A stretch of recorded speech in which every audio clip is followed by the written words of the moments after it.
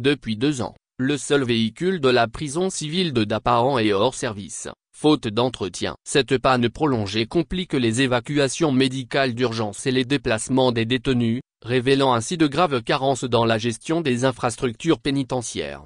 Au Togo, les conditions de détention dans les prisons sont des plus inhumaines. Dominique Guibil, évêque de Daparan, a évoqué ce sujet lors de la messe chrismale du 27 mars 2024. Malheureusement, tout porte à croire que le respect de la dignité humaine dans les prisons togolaises reste une préoccupation secondaire pour les autorités.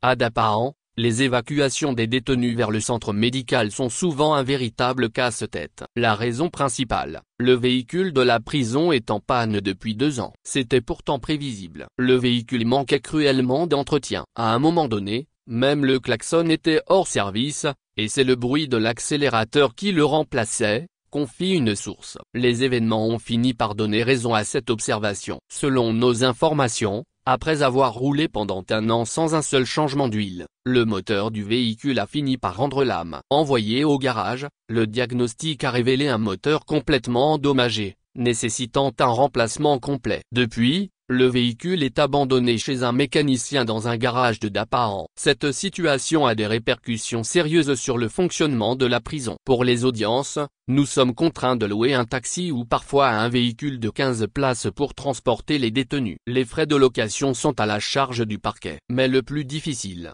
c'est lorsqu'il faut évacuer un détenu d'urgence au CHR de Daparan, explique la source. Devant ces situations, les autorités pénitentiaires et judiciaires contactent les familles des détenus pour qu'elles fournissent un véhicule pour l'évacuation. Cependant, cela s'avère souvent compliqué, soit parce que la famille est difficile à joindre, soit parce qu'elle n'a pas les moyens de mettre à disposition une voiture. Comment se fait-il que la régie de la prison ne parvienne pas à assurer l'entretien d'un véhicule, alors qu'elle dispose d'un budget, auquel s'ajoutent les revenus des visites aux détenus? Pourquoi n'a-t-on toujours pas débloqué les fonds nécessaires pour la réparation du véhicule? Ces interrogations illustrent bien la gouvernance désastreuse du pays par le clan Gnassingbé au pouvoir depuis bientôt 60 ans.